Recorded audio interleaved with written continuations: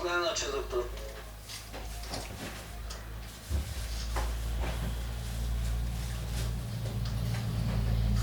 Bueno, mis doctores, vamos a continuar pues con algunos aspectos esenciales relacionados con este trámite pues consagrado en la ley 600 de 2000, lo que se denomina el sistema penal inquisitivo. Me recuerdan por favor que quedamos ayer, si no estoy mal, en la forma de vinculación, vimos la declaratoria de persona ausente y vimos indagatoria también.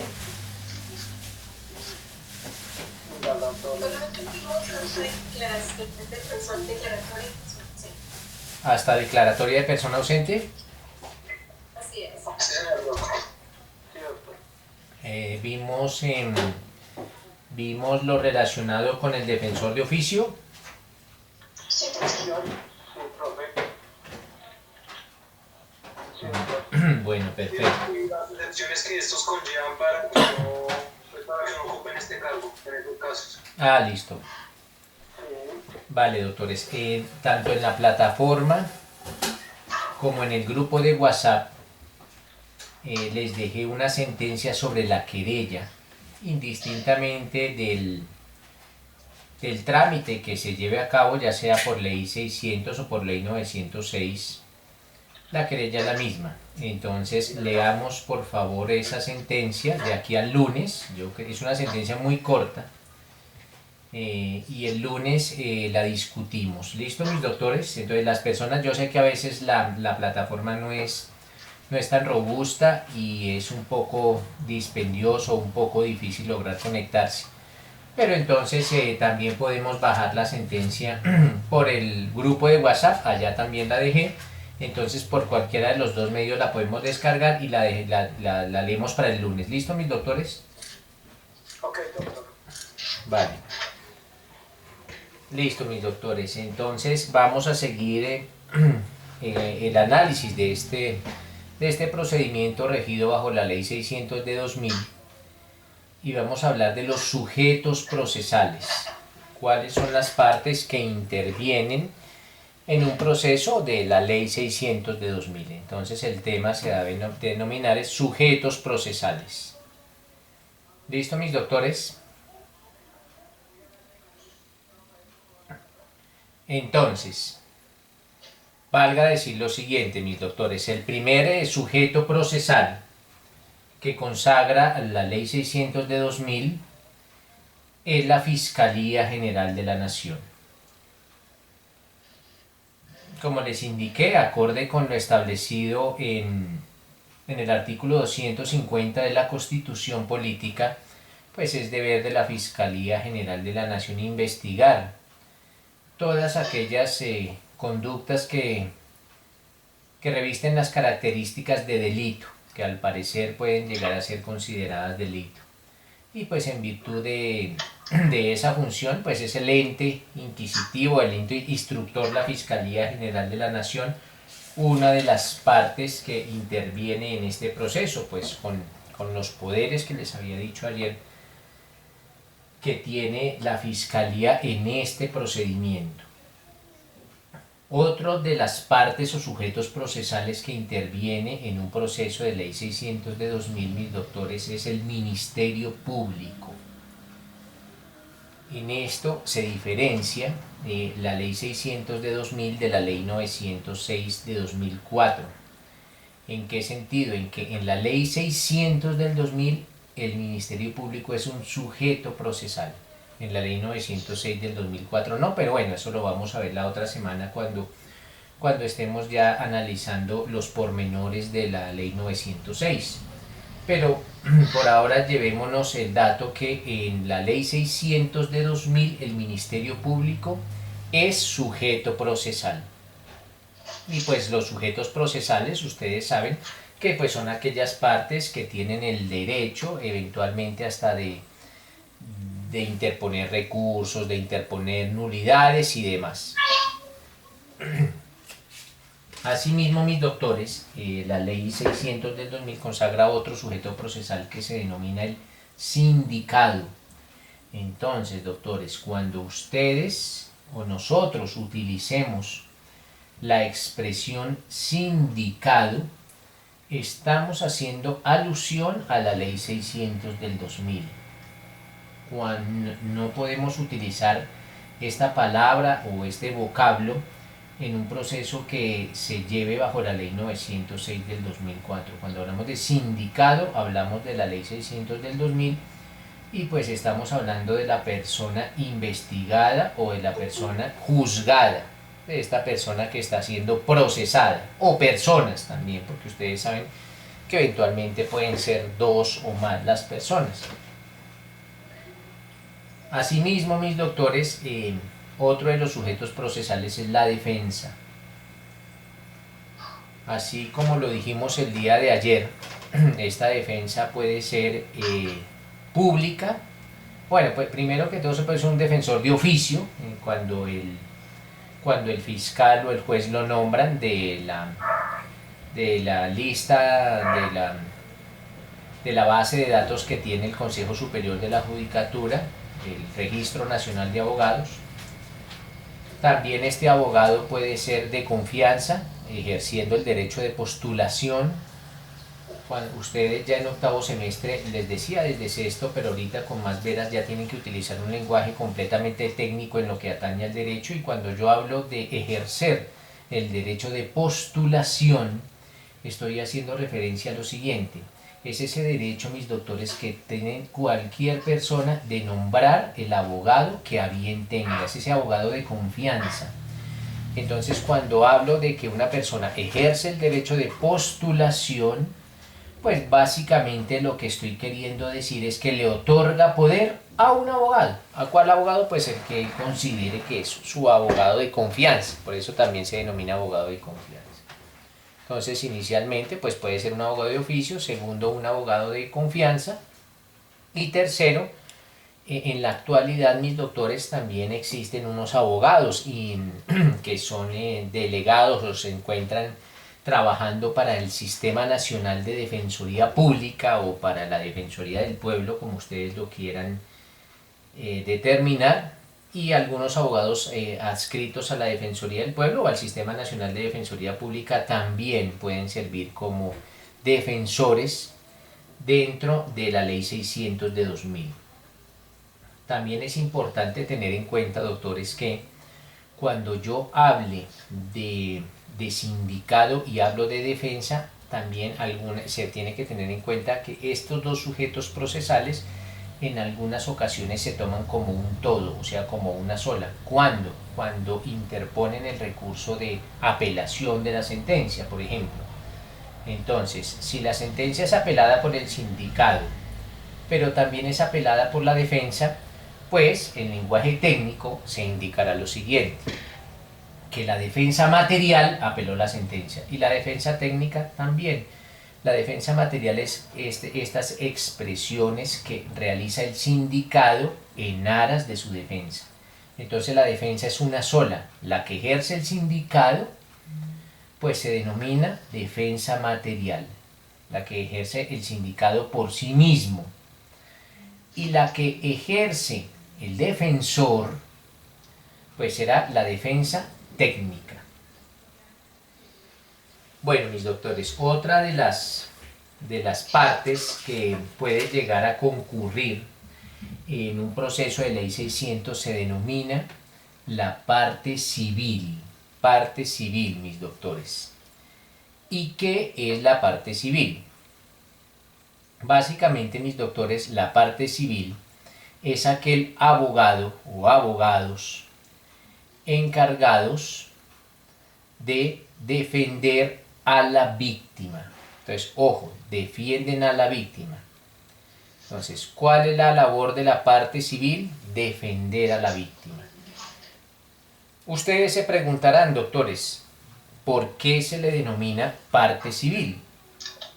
Básicamente es lo siguiente, doctores. En este proceso regido bajo la Ley 600 de 2000, si alguna víctima le confería poder a un abogado para que lo representara, era una labor de este abogado, era un deber del abogado representante de la víctima realizar una demanda. Entonces realizaban una demanda, y una demanda que, pues una demanda civil, como su nombre lo indica, cuando hablemos de demanda estamos hablando en materia civil. Entonces él realizaba una demanda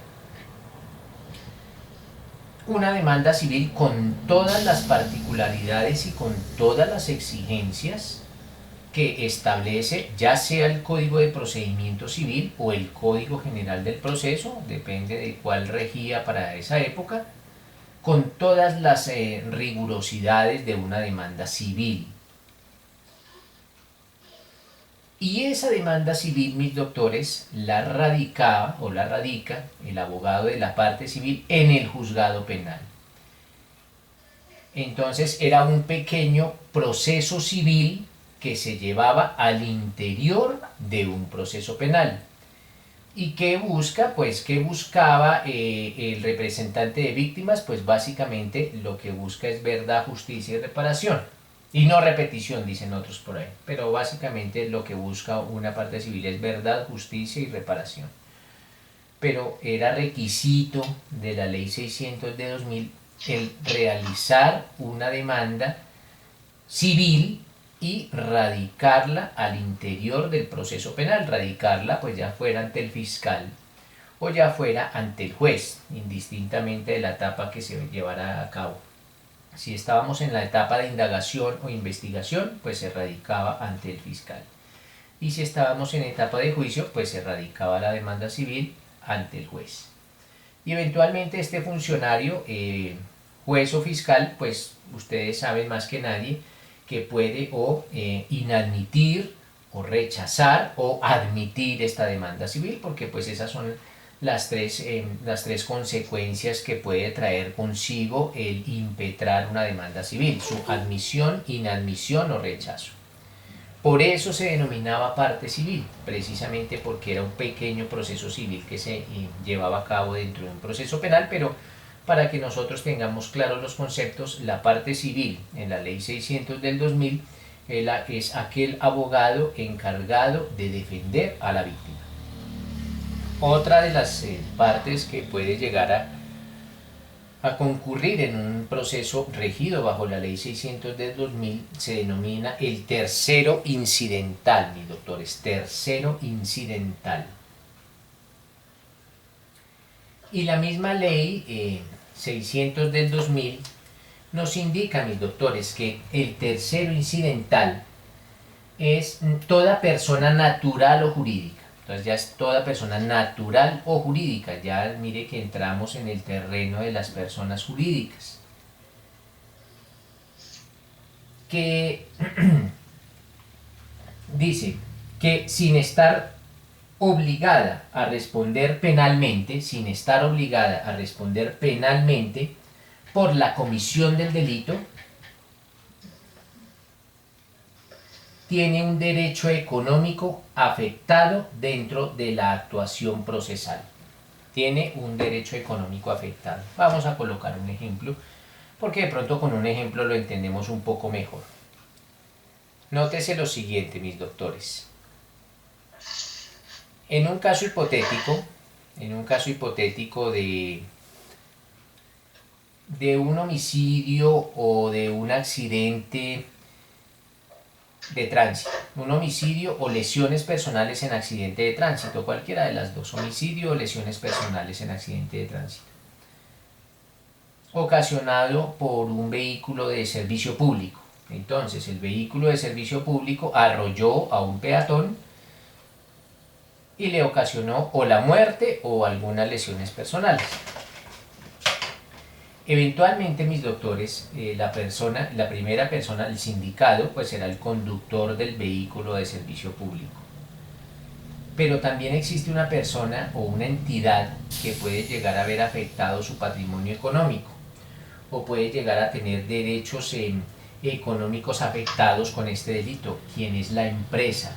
¿Por qué, mis doctores? Porque ustedes como parte civil podrán atacar o al conductor o eventualmente a la empresa transportadora ¿Por qué? Porque la empresa transportadora tiene algún grado también de afectación económica. Entonces, en estos casos hablamos de un tercero incidental. Otra de las partes que puede llegar a concurrir en un proceso se denomina, en un proceso requerido bajo este código, se denomina el tercero civilmente responsable. Así, tercero civilmente responsable. Y la definición que trae el Código de Procedimiento Penal sobre el tercero civilmente responsable es quien no es autor y partícipe, dice, quien sin serlo, no es autor ni es partícipe del delito,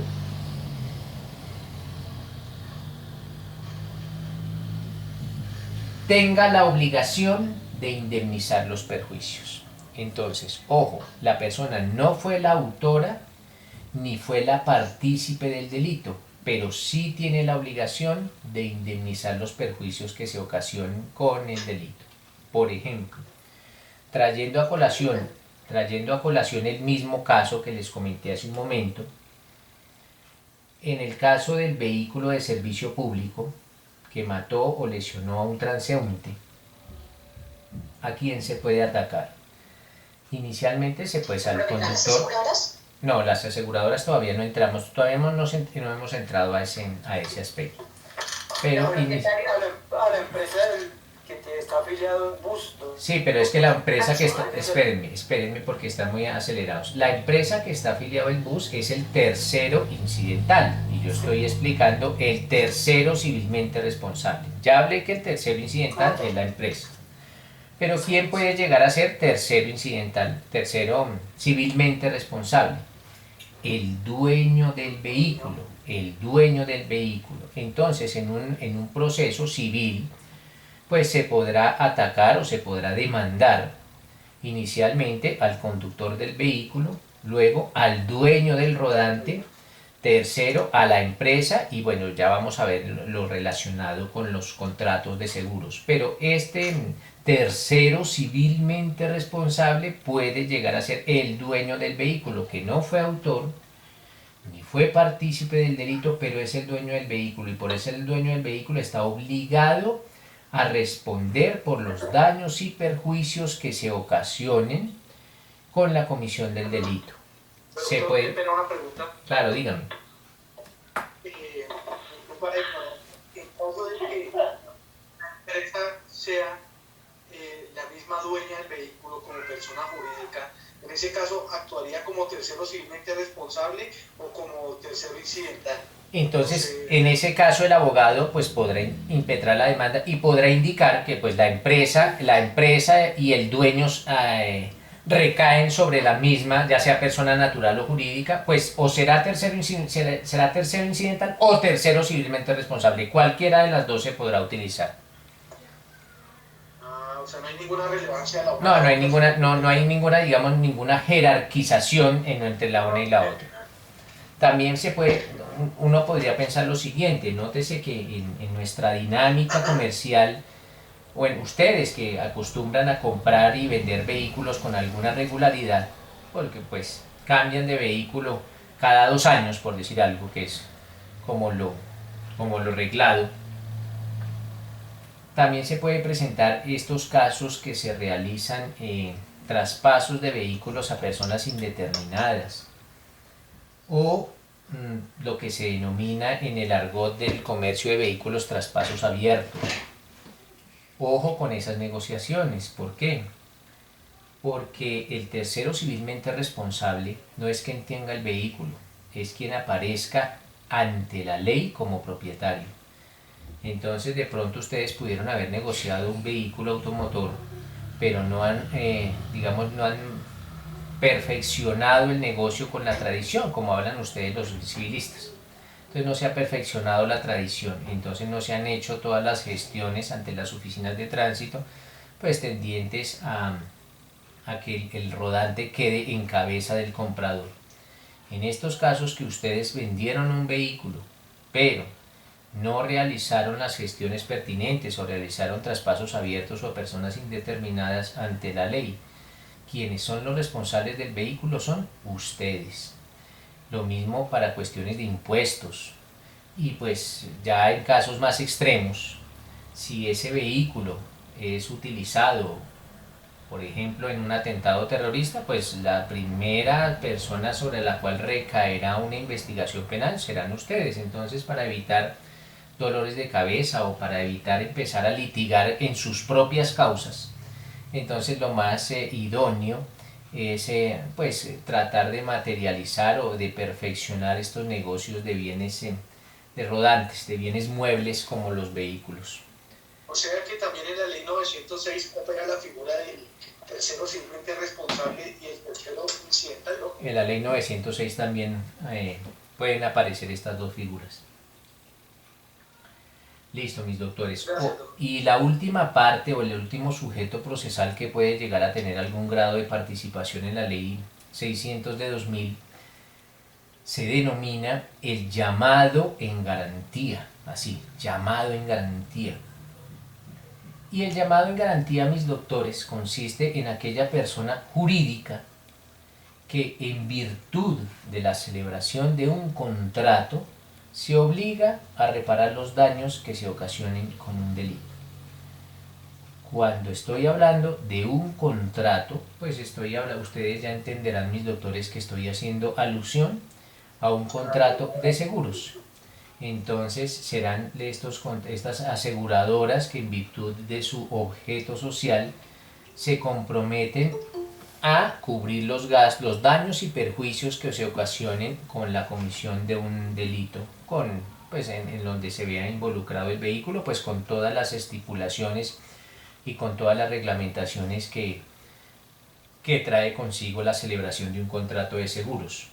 Pero entonces, algunos me decían que eran las aseguradoras, pero no, las aseguradoras no son ni el tercero incidental ni el tercero civilmente responsable, sino son el llamado en garantía. Nótese que aquí, mis doctores, lo que media es un contrato civil entre una empresa jurídica, una persona jurídica y otra persona natural o jurídica, en la cual esta persona jurídica inicialmente se compromete a cubrir los daños y perjuicios que se ocasionen con el delito. Quedaron entendidas las partes que pueden llegar a verse inmiscuidas en un proceso de la ley 600 del 2000, doctores. ¿Alguna pregunta? Entendido. Perfecto, mis doctores. Listo. Entendido, doctor. Vale. Listo, entonces vamos adelante. Bueno, ayer quedábamos, mis doctores, o indicábamos que, o indicaba el profesor que las formas por las cuales se puede vincular a un sujeto a la ley 600 del 2000, pues son dos básicamente: la de indagatoria y la declaratoria de persona ausente. A partir de ese momento, mis doctores, de la persona cuando la persona es vinculada por cualquiera de los dos medios, la investigación sigue su curso. Culminada la investigación, culminada la labor del fiscal, tendiente a obtener pruebas, este funcionario, el fiscal encargado de esta investigación, tiene dos decisiones a tomar, cualquiera de estas decisiones a tomar. Puede tomar cualquiera de dos caminos. El primero, acusar a esa persona como probable o como presunto autor o partícipe del delito que se está investigando. En ese caso, mis doctores, en el caso que el fiscal tome la decisión de acusar a esta persona como presunta autora o presunta partícipe del delito, redacta un documento. Entonces el fiscal redacta un documento, lógicamente un documento oficial. Y ese documento se denomina, doctores, resolución de acusación. Así se denomina. Resolución de acusación. Y básicamente, mis doctores, bueno, dejemos ahí, ahorita les digo en qué partes o qué contenido tiene una resolución. También puede ocurrir lo siguiente, que el fiscal, al realizar su investigación, se convence que esa persona no es la que cometió el delito. No tiene las suficientes pruebas para acusarla. ¿Qué pruebas se necesitan para vincularla? Yo les decía ayer, un fiscal cuando empieza una investigación empieza a recaudar pruebas. Si llega a establecer con alguna probabilidad que la persona es autor o partícipe, la vincula y sigue la investigación.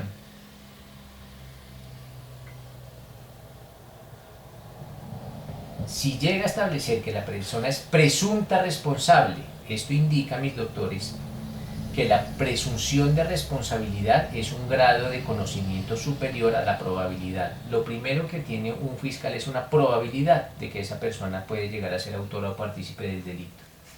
Pero si ha recaudado más pruebas y se convence aún más que la persona es la presunta responsable de autora o partícipe, pues la acusa.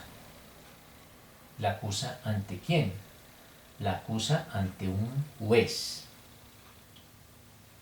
Pero como les repetía, de pronto el fiscal pues se convence, o las pruebas así se lo indican, pues todo con base en las pruebas, que la persona no es la responsable del delito, o que ella no fue, o que eventualmente pudo obrar en alguna de las circunstancias eximentes de responsabilidad que ustedes estudiaron en su derecho penal general, que están consagradas en el artículo 32 del Código Penal. Entonces, en este caso, pues el fiscal también redacta un escrito. Va a cambiar el nombre. Si el fiscal acusa, el escrito se denomina resolución de acusación. Pero si el fiscal va a archivar el proceso porque no es esta la persona que cometió el delito o porque se demostró su no participación,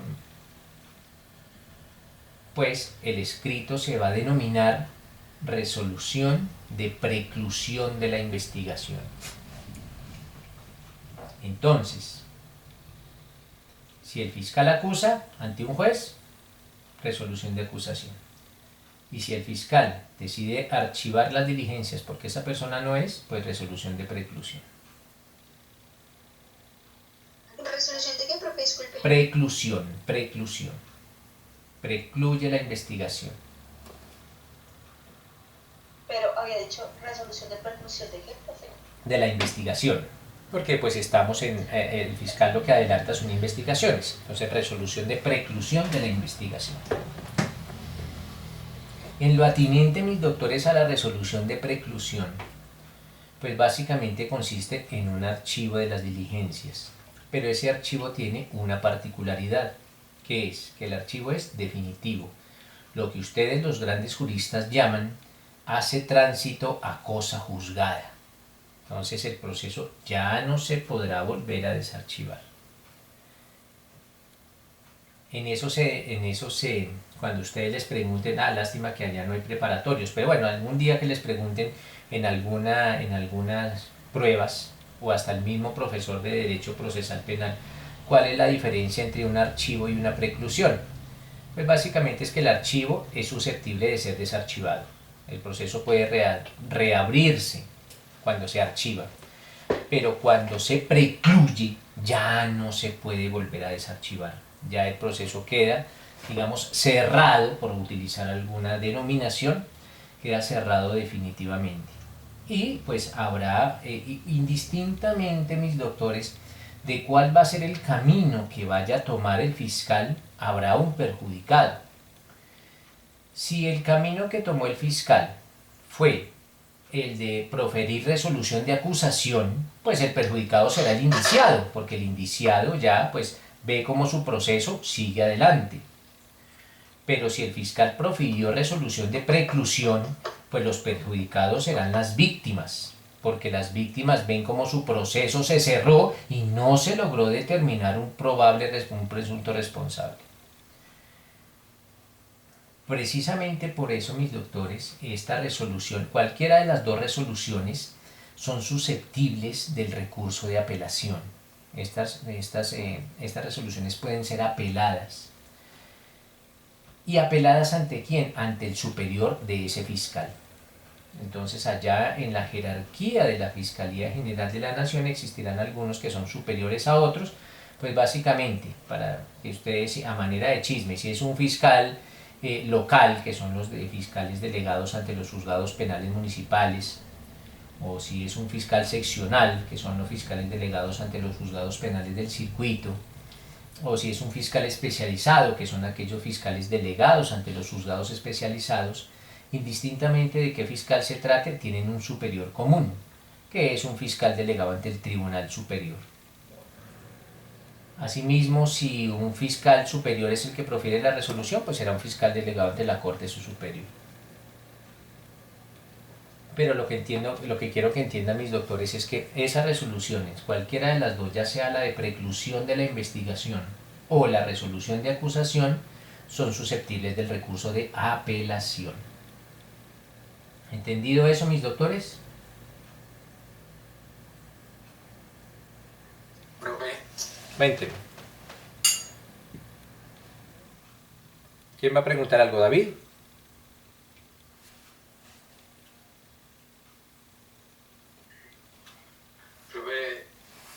sí, profe, tengo una inquietud, pues muy aparte de todo eso de los temas. Lo que pasa es que la señal está un poco con interferencia. Lo último no logré percibirlo, ¿sí? De pronto usted está grabando la clase para que la publique en la página de la universidad, en la materia, profe. Absolutamente todas las clases están siendo grabadas. Y en la plataforma de la universidad, el día siguiente a la clase, estas clases están, o yo las estoy subiendo a YouTube. Entonces ya pueden decir que tienen un profesor que es un youtuber. Entonces, si necesitan, las pueden mirar al día siguiente, o miren que hasta para repasar es bueno que al día siguiente, por ejemplo, si ustedes miran la plataforma de la universidad en su curso, ya aparece el link de YouTube de la clase de ayer. Y mañana pues aparecerá el link de la clase de hoy. Puede ser que no sea la misma, no sea exactamente la misma clase que les dicté, porque yo le dicto esta misma materia de 6 a 8. Entonces yo no me voy a poner a grabar la clase de 6 a 8 y la misma clase de 8 a 10. Entonces cambiar algunas cositas, pero los temas son los mismos y básicamente pues es la misma, son los mismos temas. Entonces dirán, pero el profesor hizo este chiste en esta clase y en la de nosotros no, pero los temas son exactamente los mismos. ¿Listo?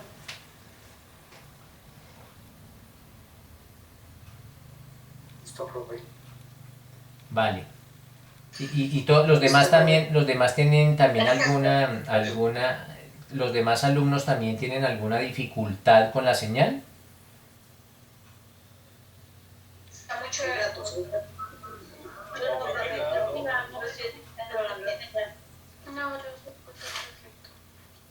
Bueno, pues a veces es porque, sí, de pronto por sectores o cosas así, pues puede llegar a verse un poquito trastocada la señal. Pero bueno, pues ya tenemos esa otra posible solución de repetir las clases, aunque yo sé que no es nada agradable volverme a escuchar otras 2 horas, lo más harto del mundo, pero bueno. Listo, mis doctores. Una vez, entonces vamos, ya sabemos cuáles las dos posibles soluciones que puede tener el fiscal, o los dos posibles caminos que puede tomar el fiscal cuando culmina su investigación. Si el fiscal se convence que la persona es inocente, pues resolución de preclusión de la investigación. Y si el fiscal tiene la convicción que la persona es la presunta autora o partícipe, pues resolución de acusación. Listo. Y que esta resolución cualquiera de las dos es susceptible de recurso. Recurso de alzada o recurso de apelación, como ustedes le quieran denominar. Una vez una vez la resolución de acusación, ahora solo vamos a hablar de la resolución de acusación porque pues en caso de la preclusión ya el proceso se cerró y quedó cerrado de por vida o definitivamente. Pero una vez, mis doctores, la resolución de acusación queda ejecutoriada, en ese momento van a ocurrir varias circunstancias. La primera es que a partir de ese momento inicia la fase de juicio. Ya el proceso va a pasar a manos de un juez para que se adelante la etapa de juzgamiento de ese delito. Segunda circunstancia que ocurre. A partir de ese específico momento en que la resolución de acusación queda ejecutoriada, que ya no admite ningún recurso o porque no se interpuso, o porque habiéndose interpuesto ya fue decidida la apelación, en ese momento se interrumpe el término de prescripción de la acción penal. Entonces repito, cuando la resolución de acusación queda ejecutoriada, se interrumpe el término de prescripción de la acción penal. Cuando ustedes estudiaron Derecho Penal General, pues su profesor les explicó desde el artículo 85 y siguientes del Código Penal. Y ese artículo 85 y siguientes tratan sobre el término de prescripción de la acción penal. Sin embargo, aunque yo sé que ustedes lo recuerdan perfectamente, sin embargo yo se los voy a recordar. No es que yo crea que no lo saben, no. Yo sé que ustedes lo saben, sino que de pronto no lo recuerdan. Entonces lo voy a explicar. Y en esto les ofrezco disculpas porque no es de mi tema, pero yo necesito que estos temas queden completamente claros. Entonces tengo que remitirme a aspectos de su derecho penal general que vieron por allá en cuarto semestre. Con su anuencia, claro está. Entonces, mis doctores, para hablar de la prescripción de la acción penal, primero nos vamos a tomar un tintico porque ya son las 8:55 y está haciendo sed y nos vemos en 10 o 15 minutos. ¿Les parece? Listo, vale. Eso